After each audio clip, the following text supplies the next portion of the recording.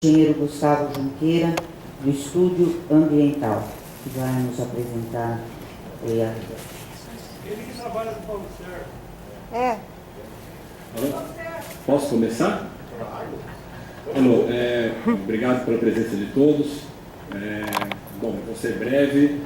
O EIA-RIMA é um estudo bastante amplo, uma equipe multidisciplinar, e a gente aqui tem um tempo curto. Eu vou tentar abordar os principais impactos e medidas que foram adotadas para a implantação do empreendimento.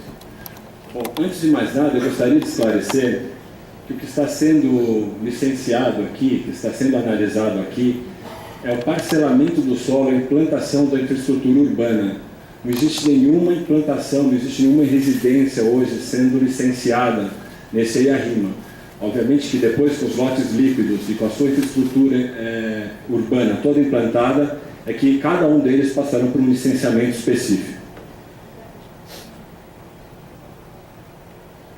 Bom, a apresentação está dividida no histórico, nas justificativas, informações gerais, o plano urbanístico da Gleba 2,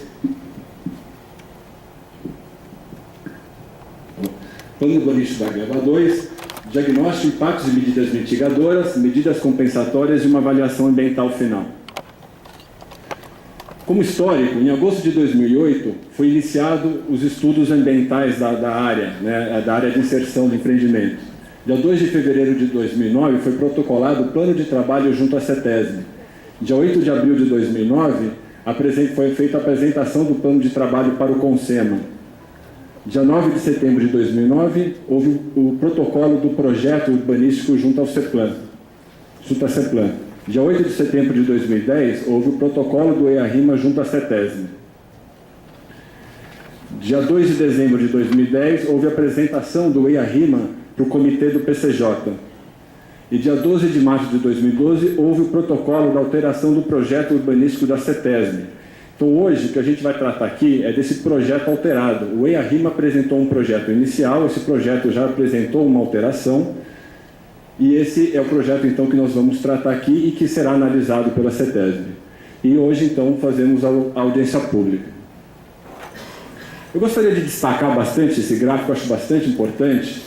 Há 3 décadas, Barão Geraldo vem crescendo a uma taxa anual acima de 3%, sendo que nos últimos 10 anos houve um crescimento de 17 mil pessoas em Barão Geraldo. São 17 mil novos residentes nos últimos 10 anos.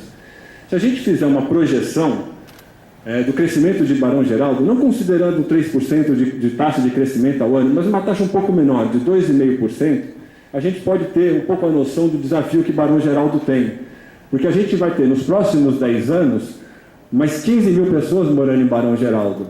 E nos próximos 30, mais 35 mil pessoas morando em Barão Geraldo. Se a gente avaliar nos últimos 10 anos, dessas 17 mil pessoas que passaram a morar em Barão Geraldo, quais grandes contrapartidas nós tivemos em Barão? Que áreas verdes áreas verdes públicas foram abertas? Que acessos viários alternativos foram feitos? Então, essa é a pergunta que fica.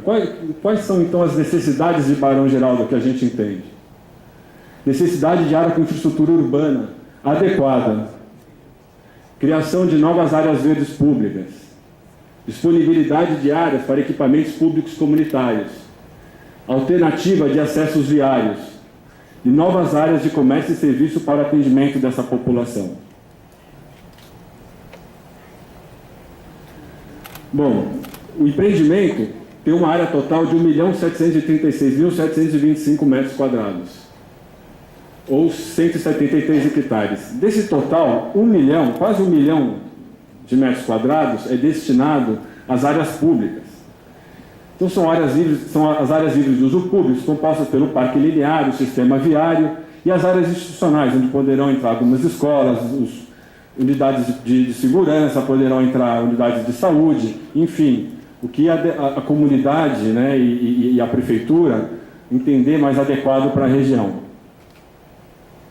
Das áreas privadas, são 779 mil metros quadrados, ou 45% do empreendimento. Essas áreas privadas vão estar divididas em 80 lotes, sendo 49 residenciais multifamiliares, horizontais e verticais, e 31 comerciais e de serviços mistos. Quando a gente fala em verticalização, aqui em áreas verticais, estou falando sempre de térreo, mais 3 pavimentos no máximo. A população residente, então, prevista para ocupar essa área, num horizonte de 15 anos, após as aprovações, então estamos falando aí até 2030, são de 17.100 habitantes.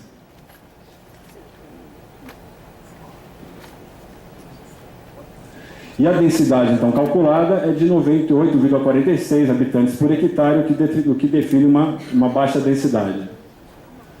Aqui uma localização da área do empreendimento, na macrozona 3, perto aqui da borda da Dom Pedro. Aqui um detalhe um pouquinho mais amplo. Aqui o perímetro urbano definido.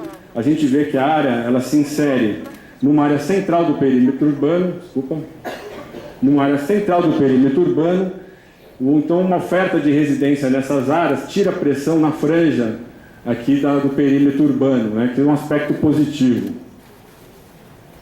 Aqui a área, mais uma vista da área de inserção do empreendimento, os lotes, né, serão implantados onde hoje existe o cultivo tradicional da cultura da soja. Bom, a gente seguiu, né, tivemos como linha mestra no desenvolvimento dos estudos e das propostas o plano de gestão local de Barão Geraldo, né? O projeto urbanístico tentou seguir integralmente todas as premissas definidas no plano de gestão. Então, estão abordadas as questões das baixas densidades, das conexões viárias, a alta taxa de permeabilidade, o reflorestamento ciliar e a implantação do Parque Linear Ribeirão das Pedras, com a preservação da Mata Santa Genebrinha e a formação do parque público e ciclovias. Aqui mais uma foto da área, uma foto aérea da área de implantação do empreendimento. Inicialmente foram definidas todas as áreas de APPs, 50 metros das nascentes, mais os 30 metros ao longo dos córregos, e o total das APPs fazem 17,70% da área do empreendimento. Além disso, nós mapeamos todos os fragmentos de vegetação existentes e incorporamos nas áreas verdes do empreendimento, de modo que formaram 30,03%. Além disso, aproveitando a conformação das áreas verdes, nós fizemos a inserção das áreas de sistema de lazer ao longo desse trecho do Parque Linear e das áreas verdes, de modo a aproveitar toda essa paisagem urbana que se forma, e tentando então fazer um consorciamento do sistema de lazer junto com a área de preservação. O sistema de lazer total deu 4,65%. Então, as áreas livres de uso público fazem um total de 34,68%.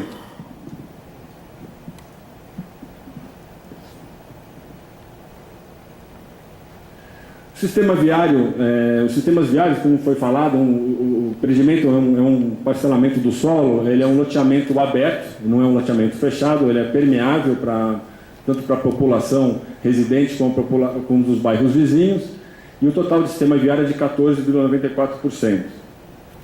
Então, as áreas institucionais fazem um total de 5,51%, e o total, então, de áreas públicas, 55,13%.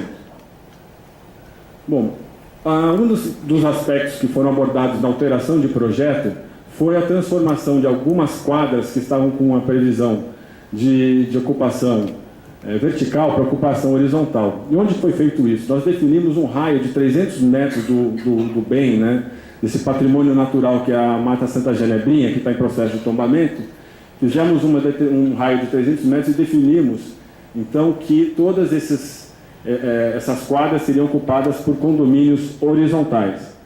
Da mesma forma, com relação aqui ao Parque das Universidades, essa vizinhança, para que não houvesse uma alteração de gabarito abrupto, então fizemos também a proposta de lotes horizontais nessas áreas e que de forma que o gabarito pudesse ir subindo na medida que se aproximasse da Guilherme Campos, que é essa avenida central.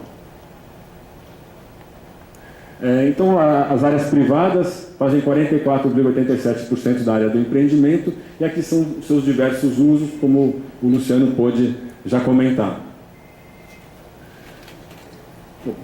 Com relação à infraestrutura, o abastecimento de água a gente já tem um informe técnico da Sanasa dando conta da viabilidade de atendimento dessa futura população que poderia residir nessa área, uma demanda então estimada em 52 litros por segundo, né, a ser atendido pela Sanasa, pela implantação de um novo centro de reservação, o centro de reservação da Pucamp, sendo que, caso as primeiras unidades sejam implantadas sem que esse centro de distribuição esteja pronto, então seria possível usar temporariamente a subadutora de Barão Geraldo. O esgotamento sanitário vai ser tratado numa ETE própria, né, e a demanda necessária seria de 47 litros por segundo, é uma ETE de alta eficiência. Os resíduos sólidos, o DLU também já manifestou a viabilidade de coletar essa produção de resíduos sólidos. Vai existir, dentro das cartilhas de educação ambiental, todo um trabalho de conscientização e redução do lixo, e iniciamos agora um estudo para avaliar a possibilidade de definir um local no empreendimento onde se pudesse implantar uma compostagem para trabalhar os resíduos provenientes de podas de jardins. Ainda falando da infraestrutura urbana, alguns aspectos positivos, né? Um polo gerador de emprego, está previsto para a implantação dessa infraestrutura a geração de 45 homens-mês, né? A taxa de formação de emprego. Existe o aumento da arrecadação de impostos e o aumento da oferta de residências. O custo total de implantação dessa infraestrutura urbana está estimada em R$ 32.500.000 e o cronograma de 18 meses para a implantação dessa infraestrutura, dividido em duas fases, né, 18 meses para cada uma dessas fases. Foram analisados no IARIMA os aspectos bióticos, físicos e antrópicos, e os principais elementos analisados foram com relação aos recursos hídricos superficiais e subterrâneos, solo, qualidade de vida, economia, infraestrutura, vegetação, ar e fauna. Foram identificados 32 impactos, sendo 22 impactos negativos, 9 impactos positivos e um impacto nulo. Para mitigar esses impactos ambientais, foram propostas no IARIMA 18 medidas mitigadoras.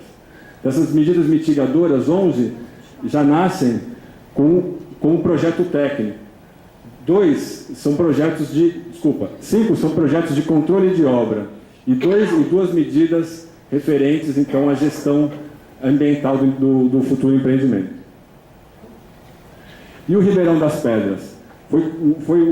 Houve um trabalho muito minucioso com relação aos dos impactos da impermeabilização do solo e os efeitos que isso poderia causar no Ribeirão das Pedras. Nós identificamos as áreas hoje que estão constantemente sendo inundadas, na Avenida 1, na Romeu Toffoli, na Avenida 2, na Avenida 3, em frente também ao Barão de Café.